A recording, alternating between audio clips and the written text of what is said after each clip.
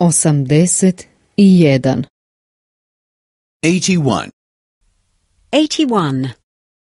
Prošlost 1. Past tense 1. Past tense 1. Pisati. To write. To write. On je napisao pismo. He wrote a letter. He wrote a letter. A ona je napisala razglednicu. And she wrote a card.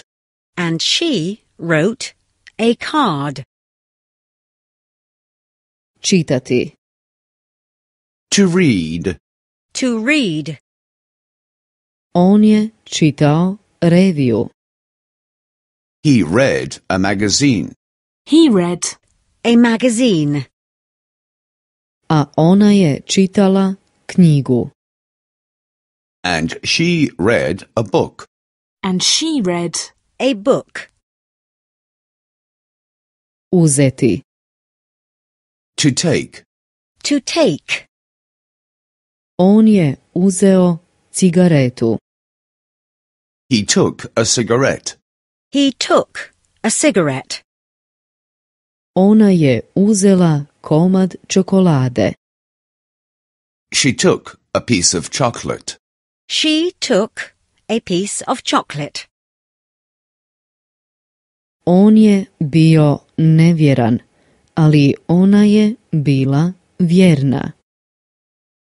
He was disloyal, but she was loyal. He was disloyal, but she was loyal.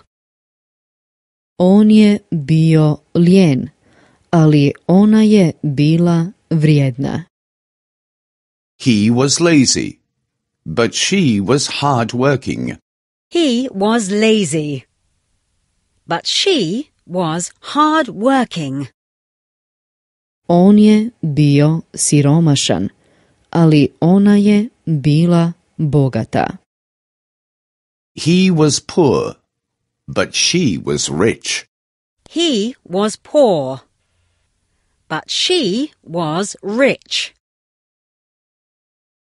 On nije imao novaca, nego dugove.